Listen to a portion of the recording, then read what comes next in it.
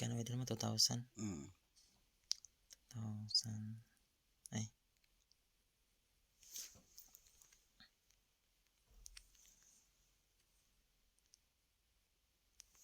Hindi. Ano man yan? Ay. Kaya.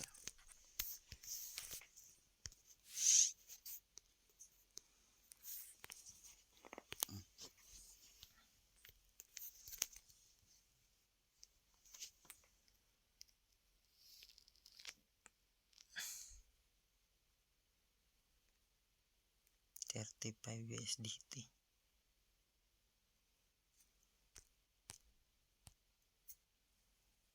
Nagbenta ka ng $35 USDT.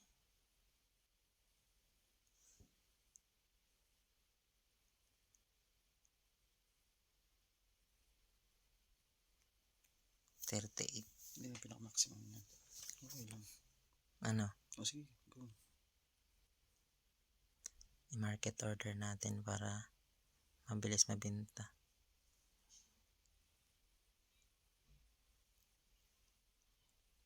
Yan, makikita mo yan. Yan yung mga USDT. O yung stock. Ay, naka 300 USDT ka na. Yung stock nga natin. Ganda nga. Ano pa yung 38 yan. Let's see. Ka-record ba yan? Oo, naka-record. Yan na. Ayan yan, USDT. Tapos yung benta. Kumita rin naman pala yung ano mo, 17% na nga yan eh. Yung 34. 400 Kaya, lang. ayan, 38 USDT. Okay. Kaya bibenta natin.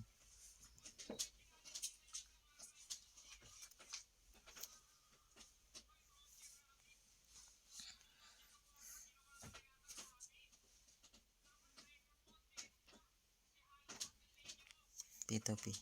Kasi pag bininta ko ng 10,000, pangit eh. Hindi na naman ang investment ko. So naman dahil stable lang. Ganyan. Pag nagsisell ka, pindutin mo yung sell.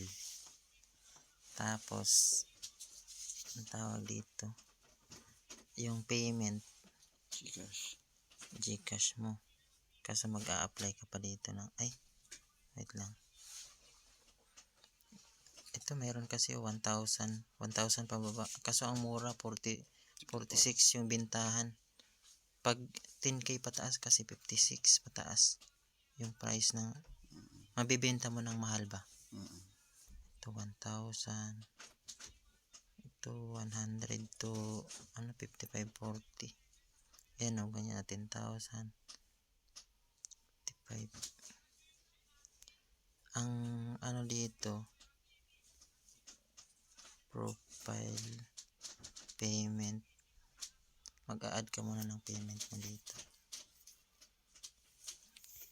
Gcash. Anong number nun? 0966 0966 87 87 766 87 68 806 6. Yan.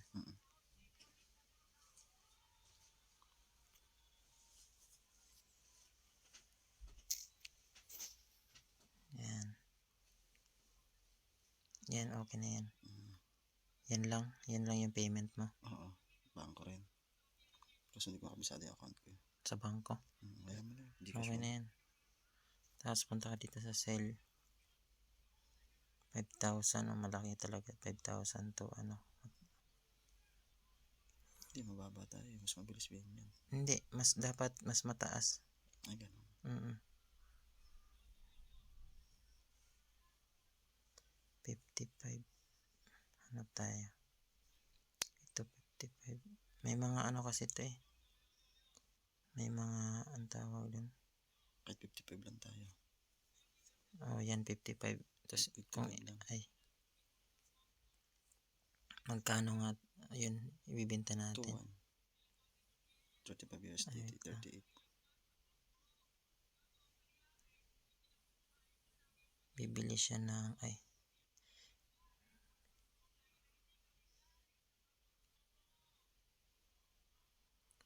1,000 to 20,000 yung bibilhin niya. Bibili niya? 54.85. 55 times pinakamababa. Ito. 58 to ano. Magsisell tayo. Try natin na to. Ay, kiklik mo rin doon sa magsisell. Okay. Yung quantity, kano nga ibabinta mo? USDT for 38. 38 something. Sige, 38 lang. Okay na yan. Ay, hindi. Nasa funding pa. Hindi pa pala na-transfer yun. Ang ganda ano. Funding.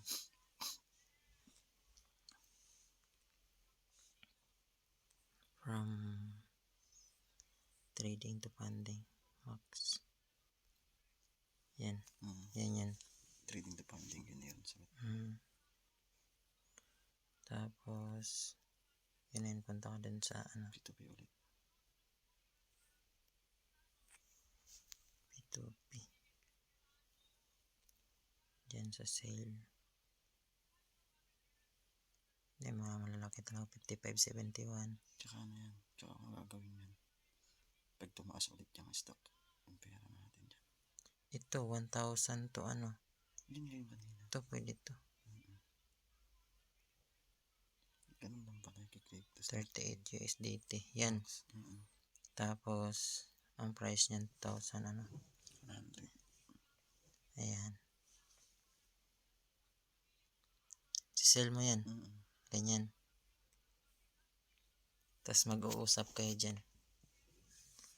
Mag-uusap lang tayo. Mag-uusap kayo dyan. Open po.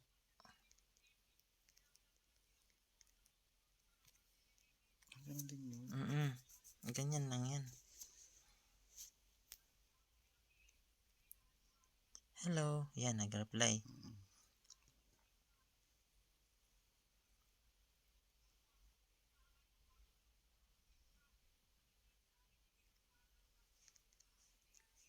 Ang kulit mo, ganun din pala. Ganun nga.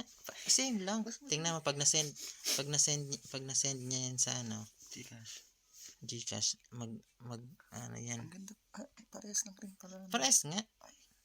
Ganun ka. Mabilis pala kumita. Mabilis nga pag ano, gusto mong mag-withdraw agad. Mabilis sila. Tingnan mo pag nag-send na siya sa ano, dun sa Gcash So, ayun mo. yung ginagawa pala natin pag may bili, no? Ay, ang kulit. Same lang.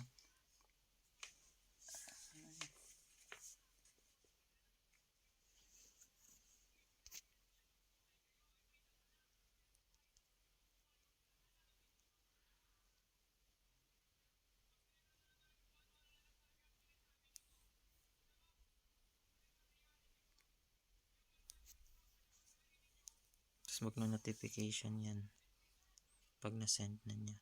Pag na-send na yung ano niya, mabili Payment. na. Okay. Tapos i-release mo yung ano, 38 USDT. Yan yung paano mag-release yung Magpa-pop up yan dyan pag ano. tsaka ko ilalagay release.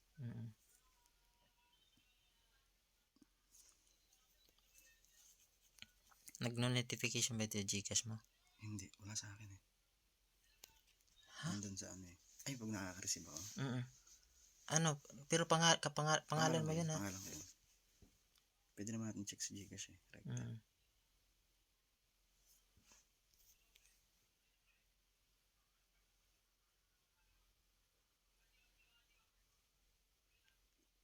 Ang galing mo. Ganyan lang rin pala siya. Ay, mabibenta pala kagad eh. Mabilis pala talaga mabenta. Mabilis nga. Kung gusto mong kumita lang yung pera mo saglit tapos ano na.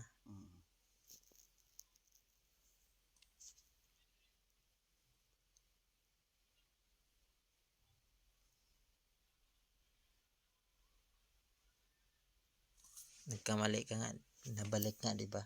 Paano sabihin niyang hindi legit?